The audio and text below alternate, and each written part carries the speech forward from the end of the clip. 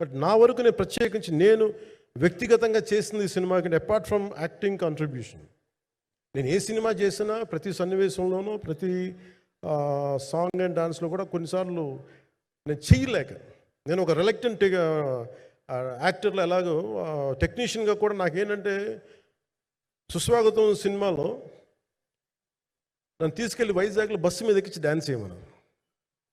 చచ్చిపోయాను dance చేయలేక.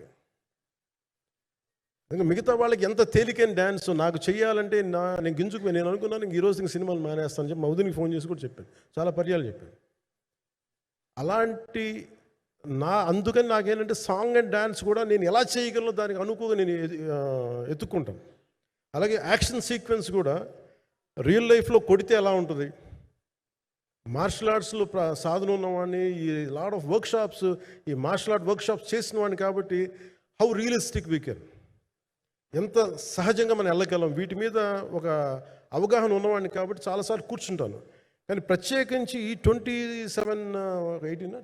minutes last sequence